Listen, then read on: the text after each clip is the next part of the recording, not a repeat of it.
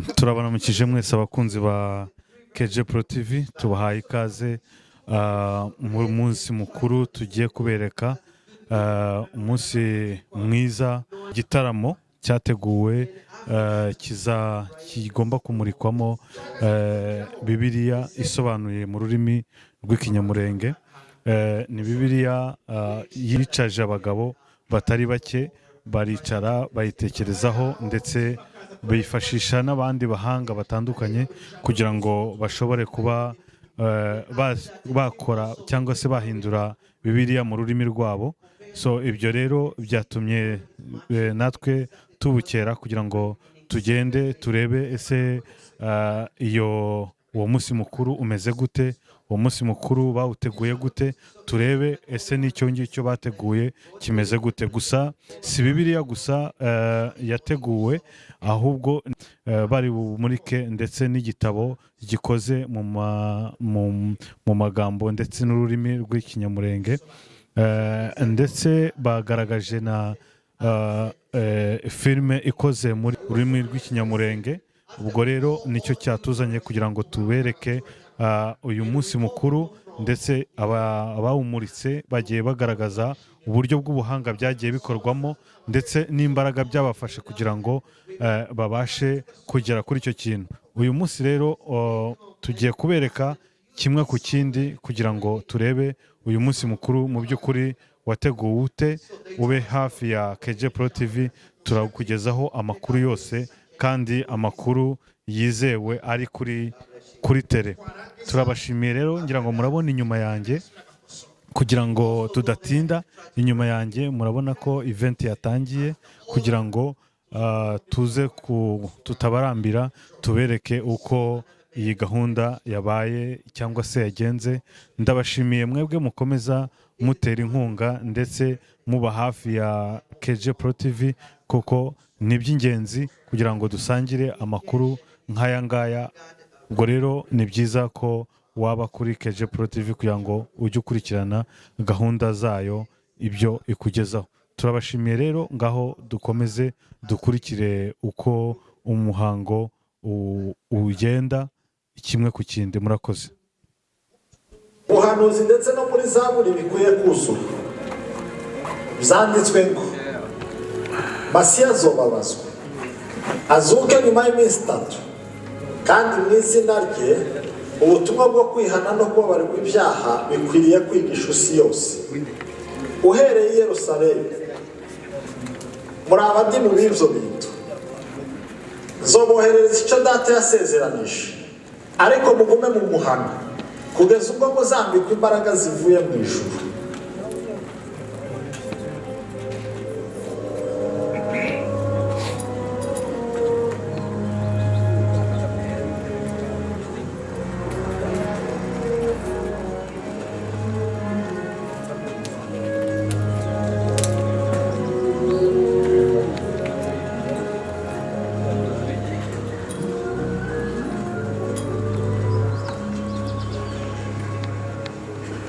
Imana ibaha umugisha kandi barinde.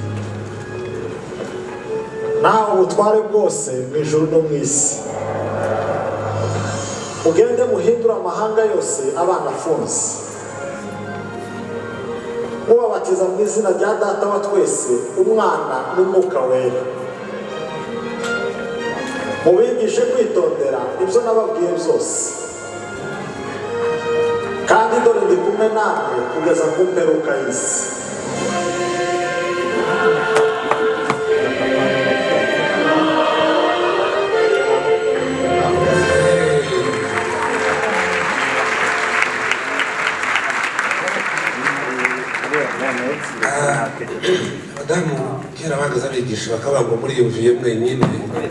There is an old saying that women usually use.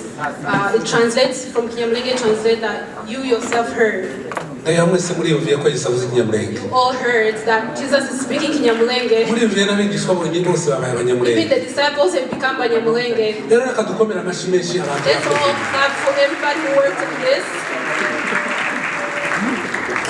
kugira ngo mufashe abantu badafite Bibiliya mu rurimi rwabo babashe kwibona. It's hard to come up with a greater goal. Ati ni ikintu gikomeye cyane kugira ngo bashe kuzana ikintu kizima. And thank you for raising up leaders. Kandi ni byiza ko mwabashe kuzamura abayobozi from our congregation and from other churches, mu itorero ryacu ndetse n'andi matorero, and from the local areas which this Bible translation is being translated. hano muri kano gace ndetse n'utundi duce mu gusobanura Bibiliya. To the Banyamulenge people, abanyamulenge, thank you for your joy. So murakoze kubw'ibyishimo mufite. And thank you for your faithfulness to the gospel. Kandi murakoze cyane kubwo kuba bizerwa kubw'ijambo ry'Imana. Your example of holding on to Jesus during very difficult times is very inspirational. So muri abantu b'urugero rwiza kuri Yesu ndetse no kubw'ubutumwa bwiza. Your joy reminds us of what worship should look like. Ibyishimo byanyu bigaragaza uko kuramya Imana kwagombye kuba uko ariko. And your commitment to pray and your practice of prayer challenges us to think about if we're really relying on God's strength or our own. Uburyo musenga Imana n'uburyo mwitanga gusenga Imana biraduchallenginga cyangwa bituma twibaza ngo ese uburyo dusenga Imana kweri nibwo nyabwo. We've grown in our faith because you've modeled the way. Tumaze gukura mu kwizera kwacu kubera ukuntu tubona uburyo muramya Imana. Amen. Please keep modeling the way. Nyabuna muzakomeze ubwo buryo muramya Imana. And thank you for your commitment to understand and to learn and to obey God's word. Kandi mwarakoze cyane kumvira ndetse no kwemera kwihanganira kugira ngo mwige ijambo ry'Imana. And thank you for deeply desiring to have God's word in your Kandi mwarakoze kugira umutwaro ukomeye wimbitse kugira ngo mubashe kugira ibyanditse byera mu rurimi rwanyu rw'ikinyamulenge. And thank you for persevering. Kandi mwarakoze kubwo kwihangana. To the Banyamulenge translation team, timu y'abanyamulenge isobanura.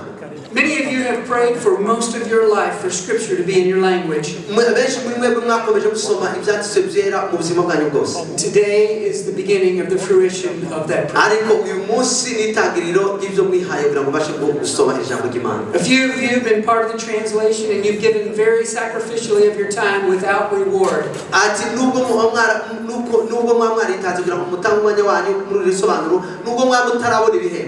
But your sacrifice will live on in the lives of people for an eternity.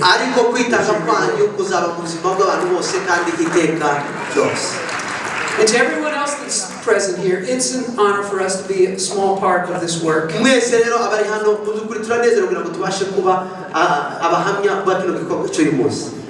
I would encourage you to continue to pray and to continue to invest your lives for the continuance of this work. And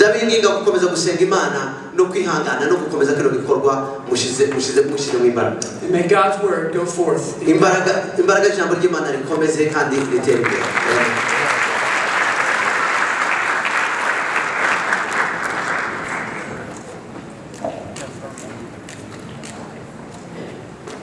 Greetings, my name is Jeremy. And I have the privilege of leading this team with PBT that serves refugees across America. And enjoy umushinga wa PBT muri Amerika yose. Thank you. We have projects in 6 cities. Dufite amaproje mu mavile 60. But this project has always been special to my heart. Ariko iyi ngiyo ikintu cyane nzirikana ku mutima wanje. I was there with Victor when we had these first conversations and this project was born. Nari ndi kumwe na muze Victor igihe twatangiye tubifite ku mutima. And in that moment this project made history. Kuva ico gihe iyi projet yabaye itangarugero. This is the first project launched among refugees in USA that started right here at home in America. Nibwo bwa mbere tugira projet nk'iyo kwandika Bibiliya muri Amerika. And as God would have it ordained, this is PBT's 100th project to launch ever in history. Kandi mu kuntimana izikora ibintu iyi niyo projet y'ijana geze ku ijana yakorewe hano. And so you are making history. Ngo kuvuga ngo turandika amateka. And God has chosen your people to make this history. Kandi Imana yatoranyije abantu banyu kugira ngo twandike amateka. And I think I have an idea and a reason, yes, why. Kandi natekereza ko nzi kubera ko Imana yabikoze gutyo. As the eyes of God roam the earth, uko amaso y'Imana agendagenda mu isi He sees your people. izibona abantu bayo, He sees your pain. izibona umubabaro wanyu, He sees the suffering. izibona ukuntu tubabaye, He hears the cries of people in Minembwe. izayumva amarira yacu y'abantu bari mu Minembwe, He sees the tears and the bloodshed of your people. izibona amarira yacu n'amaraso yacu ameneka. And God says, watch me make this pain into something beautiful. Imana ikavuga ngo mureke murebe ukuntu ukoresha ibintu zose kugira ngo bihindure ibintu cyiza. God says, watch me take this pain and bring good news. Ngo mureke murebe ukuntu ufata uno mubabaro ukawuhindura inkuru nziza. And this book of Luke is the very first step. Kandi iki gitabo cya Luka niyo ntambwe ya mbere. So we thank you for being part of this history, and God is using you. And I believe God will use you and the church in Minembwe to bring peace to Minembwe. Amen. Kandi ndabashimiye kuba mwarabaye muri no mushinga kandi ndizera yuko Imana izakoresha kanisa ryo mu Minembwe kuzana amahoro mu Banyamulenge no muri kariya karere. That as your people hear these words, Uko abantu banyu bazumva no majambo, lives will be transformed. ubuzima bw'abantu buzahinduka. Hearts will change. Imitima izahinduka. And we dream with you the violence will one day stop. Kandi twifatanyije namwe kurota yuko umunsi umwe intambara zizarangira. And we pray for this peace, and we pray for you. May God bless you. Kandi dusenga n'amahoro kandi turabashimiye tunabahumugisha. Murakoze. Hello everyone, my name is JR. Ndabasuje mwese nitwa JR. I bring greetings on behalf of Pioneer Bible Translators. Naje ndi hano mu rwego rwa Pioneer Bible. My role is to be able to share with other churches in the States what is going on with our translation projects. Ndecyo nshinzwe n'ukubwira ayandi makanisa yose muri Amerika hejuru y'uyu mushinga wo kwandika Bibiliya. Just as Jeremy was sharing that this being the 100th project that we've been able to start, kuko Jeremy azabivuga uyu niwo mushinga w'ijana ugeze ku ijana tugezeho kuva twaratangiye. it is my privilege to be able to carry the story of the Banyamulenge people to churches here in the States so they hear about your people and the need for scripture in your language. Kandi n'ibyishimo zanje kujana no makuru ya Bibiliya y'Abanyamulenge yanditswe kubibwira ayandi makanisa yose muri Amerika nibyo byishimo zanje. It is strange to me, like Pastor Tito was sharing, Ni ibintu bitangaje cyane igihe naza numva Pastor Tito ahavuga that he has met some people that believe that the scripture had kind of fell from heaven. ni ibintu bitangaje kumva yuko ari abantu bazatekereza yuko Bibiliya izihanuka ikava mu ijuru. There are many American churches that believe everyone already has the scripture. Igitangaje nuko hari abantu benshi muri Amerika amakanisa menshi y'Abanyamerika bumva ko bazi ko abantu bose bafite Bibiliya mu rurimi rwabo. Because there are so many translations already in English. Kubera ko dufite amaversion menshi mu Cyongereza deja. They believe that everyone already has the scripture as if it's already fell from heaven for them. Bakumva yuko abantu bose gara bafite Bibiliya zabo mu ndimi zabo kandi zose nyine nikabana bumva ko zavuye mu ijuru zigara mu ndimi zose mu mahanga yose. My oldest son is 14 years old. Mfite umuhungu ufite imyaka 14. It's been said that amongst the Bible translation organizations, the last translation project will start in 2033.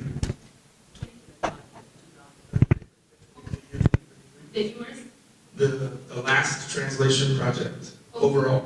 So baravuze yuko mu bihumbi 2033 niho bazatangira indi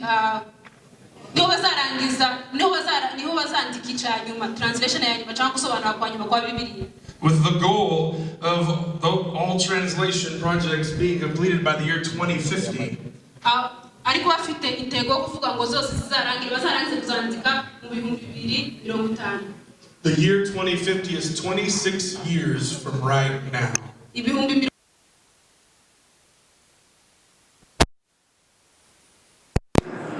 na 50 uzari imyaka 26.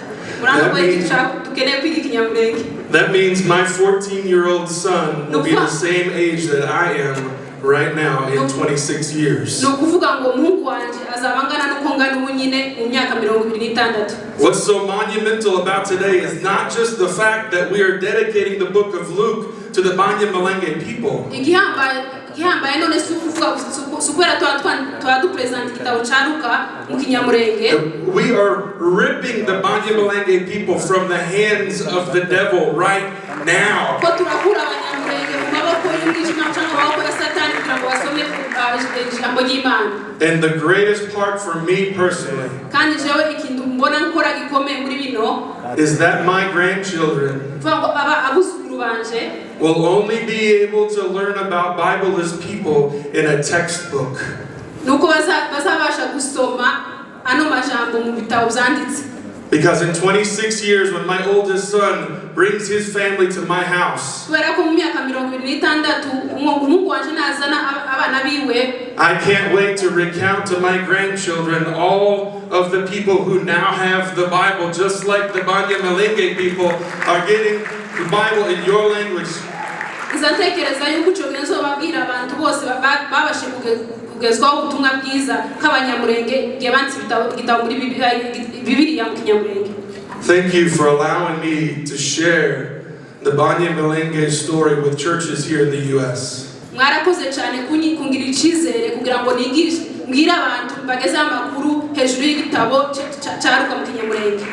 May God take that story, plant it deep in the hearts of churches, and more churches be involved, just like Southeast has done so much for the Banyamulenge. Isengesho zanje nuko Imana ifata kino kintu kagisha mu mitima y'amakanisa ka Southeast n'ahandi hose. Thank you. Mwarakoze cyane.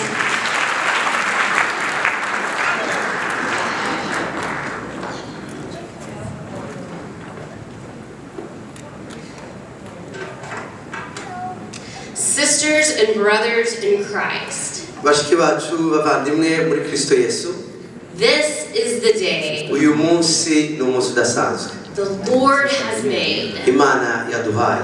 Let us rejoice Reka tunezererwemo and be glad in kandi it. tunishimire.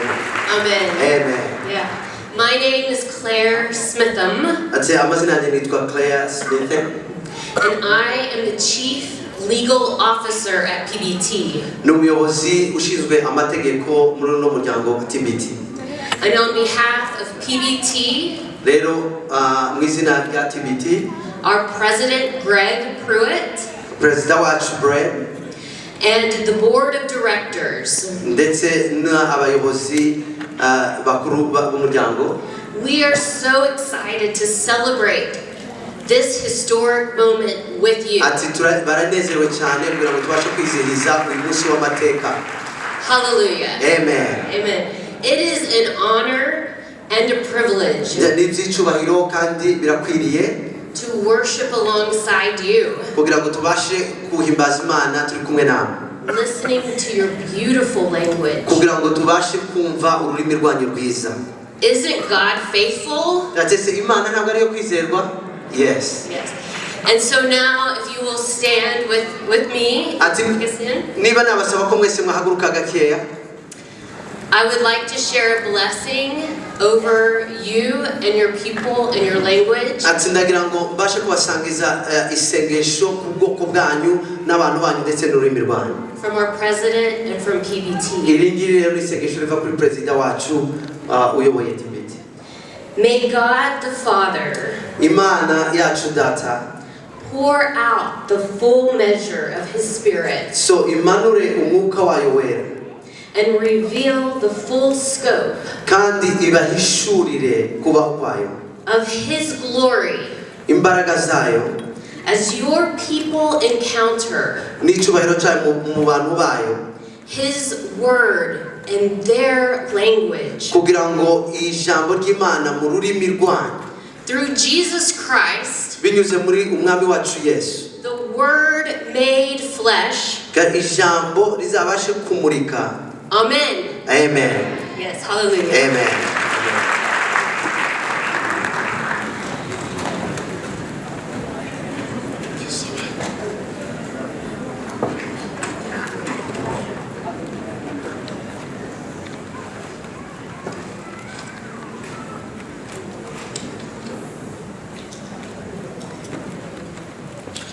Hallelujah. Amen.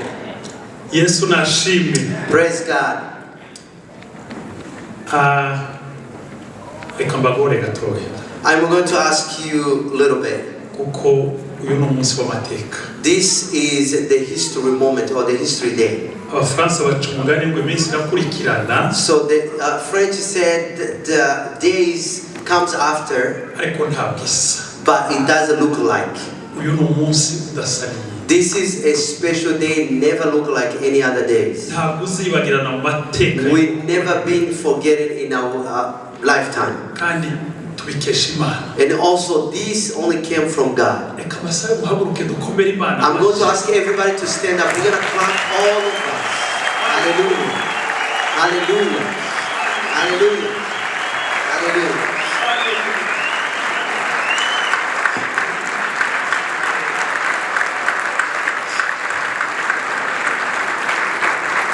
Hallelujah. Thank you so much. You may see.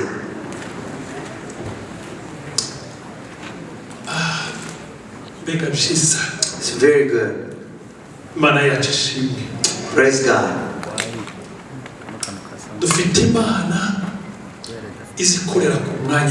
We have God who does things on His own time. Our time and God's time are not matching at all. Sometimes we do evaluation through our own time.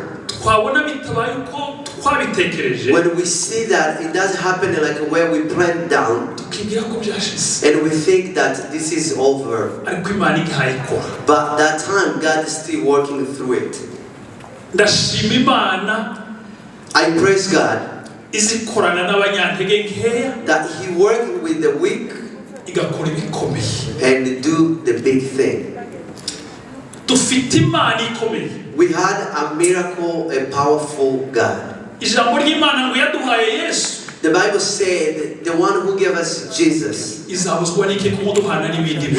never, why can't we give other things after that? We thank God for these things happening here. And also we commit Him those coming up in our future.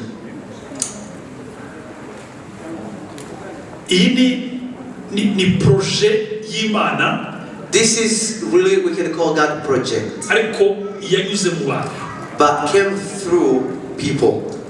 One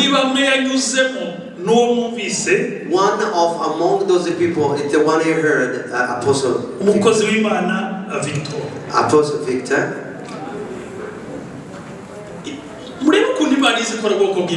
Please, can you guys try to see how God works? A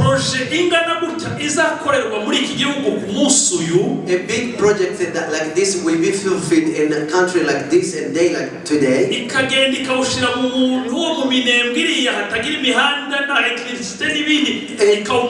And the God go and search a person, a man living in a Minembwe, in the mountain without running water, without electricity, without road, and put that vision in him. After 40 years. We thank you. In behalf of the Nehemiah Association, we thank you. We did a great. That you have kept that vision for 40 years. You had so many reasons that you should quit. But you kept it up and pursued. God bless you. And God keep you safe and blessing to all your family.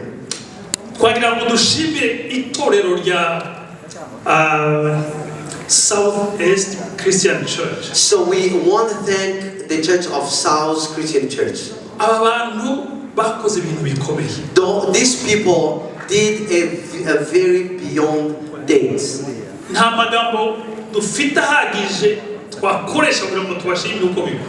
We do not have enough words that we can express our thanks to this church. But what I can share with you, and you know well, You are extend the kingdom of God. God who you serve is a faithful God. God keep you strong and expand you. And God use you in a mighty way that you can go and transform even the earth. So we thank the PBT for what you have done to reach the day like this. God bless you. And God opened the heaven gates for you guys.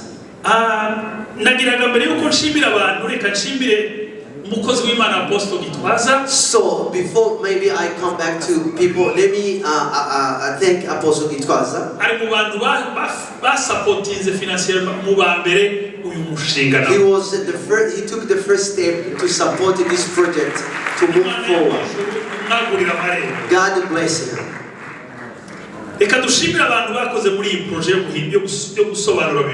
Let's thank those people who in a team of translation. Team who was here. John. So John. Eli, Catherine and Denise. You see Eli, Catherine and Denise. Pastor Tito. It's a Pastor Tito. Pastor Philemon. Pastor Philemon. Pastor Robert. Pastor Robert. Our sister Noela, our daughter Noela as well. Please, if you can stand up one more time.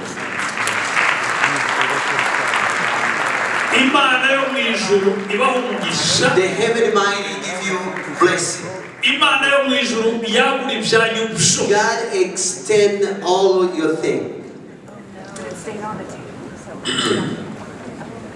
Let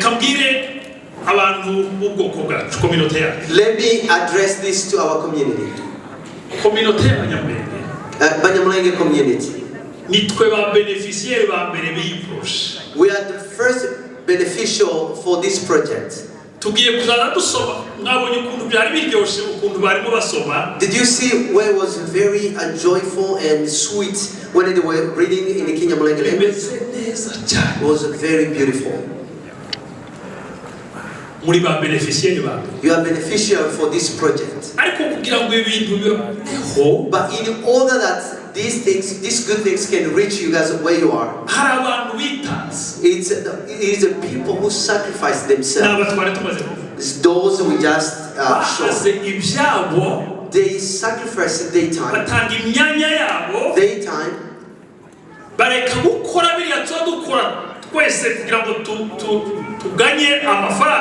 They give up their time to work for their own interest, and also they hire the family as we do, but they give themselves everything. Every good thing is a pricey. So what we ask you is this: even those who are in the Nehemiah Association, let's all stand up together and support this project. Because we are the first beneficiary of this project, we need to go into our pockets and give. Pray for this project. Today we are going to dedicate the Gospel of Luke.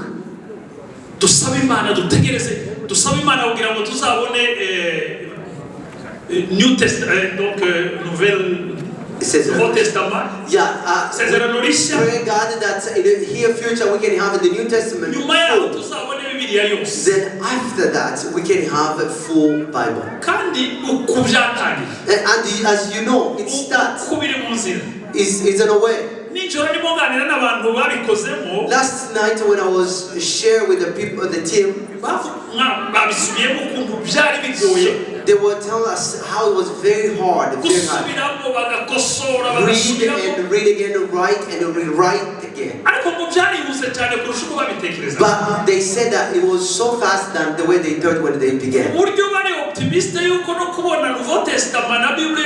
They were very optimistic that the New Testament and Old Testament is here soon. Let's put our effort in it and put our hands in it and pray. Thank you so much. God who did this and we continue to do so. Bless you. Thank you.